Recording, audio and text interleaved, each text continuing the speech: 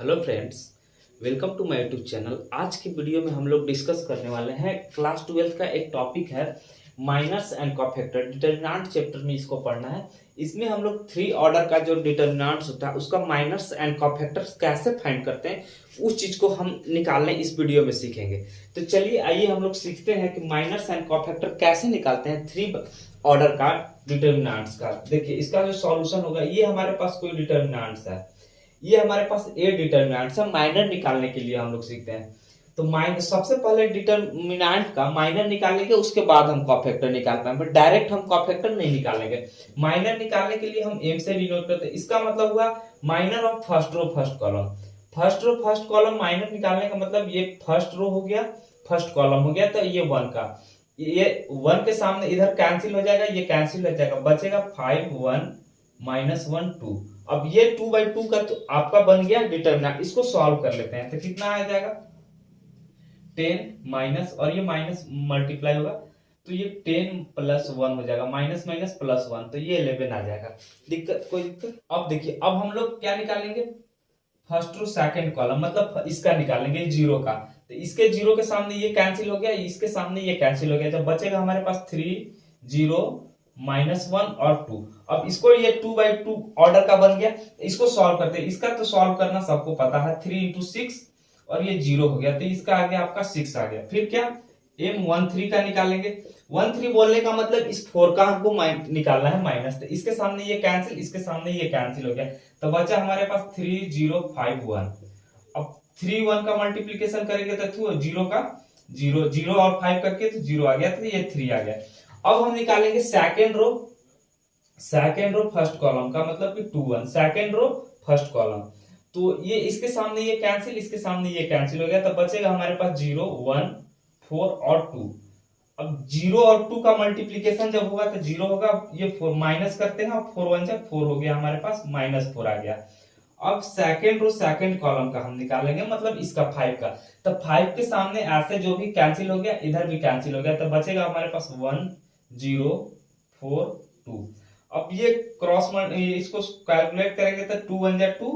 अब ये हमारा 0 हो गया, तो इसका 2 आ गया। अब निकालेंगे सेकेंड रो थर्ड कॉलम, मतलब कि सेकेंड कॉलम थर्ड रो, इसका निकालेंगे तो ये हमारा कैंसिल हो जाएगा। यहाँ पे निकाल रहे हैं तो ये कैंसिल, इधर भी कैंसिल, तो क्या हो गया 1 0 0 1, यही बचेगा। अब इसका इसके साथ मल्टीप्लाई होगा तो 1 हो गया, ये तो 0 हो गया, तो इसका 1 आ गया। अब वैसे ही हम लोग किसका निकालेंगे, अब थर्ड रो फर्स्ट कॉलम का निकालेंगे, तो M31।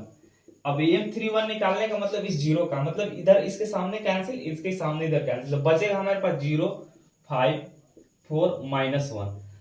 ये 0 हो गया, ये दोनों का मल्टीप्लीकेशन किया था, और ये हो गया -20, तो ये हमारे पास हो गया -20।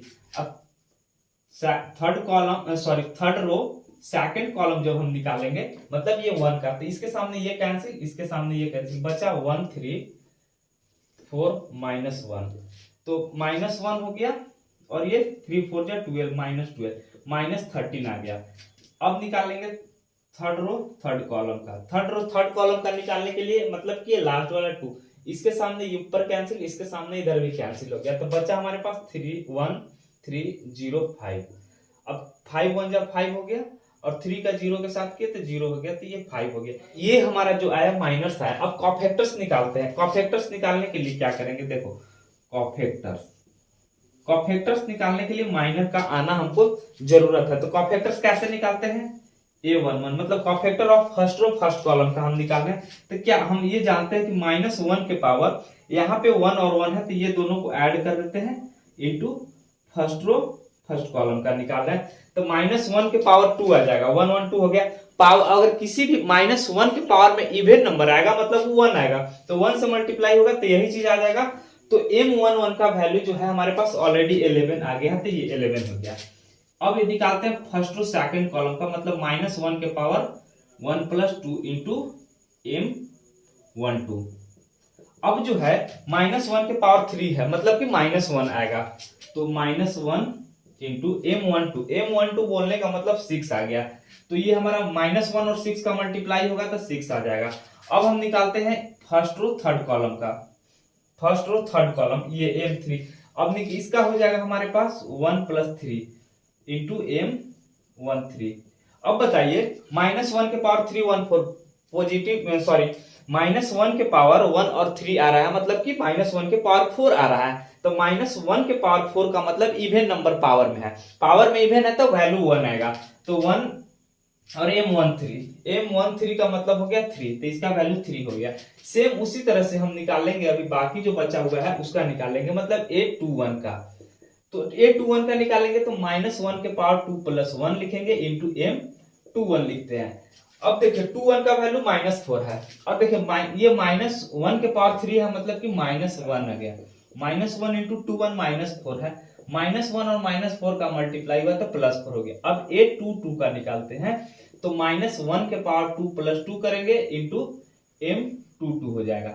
अब -1 के पावर 2 और 2 4 क्या आ गया, इवन नंबर माइनस के पावर में, तो उसका वैल्यू 1 हो गया। m22 का वैल्यू कितना है हमारे पास 2 है, तो इसका तो 2 आ जाएगा। अब a23 का निकालते हैं, अब -1 का पावर 2 प्लस 3 किए इंटू m23। अब माइनस के पावर में ऑड नंबर आ रहा है, मतलब कि वैल्यू -1 आएगा। तो -1 इंटू 23 का वैल्यू है 1, और 1 और -1 मल्टीप्लाई हुआ तो -1 आया। अब a31 का निकालते हैं, a31 निकालने का मतलब हो गया कि -1 के पावर 3 प्लस 1 इंटू m31। अब ये बताइए -1 के पावर 3 प्लस 1 मतलब कि पावर जो है -1 का इवन नंबर आ रहा है, मतलब वैल्यू 1 आ रहा है। तो m31 का जो वैल्यू है कितना है -20, तो इसका तो हो जाएगा -20।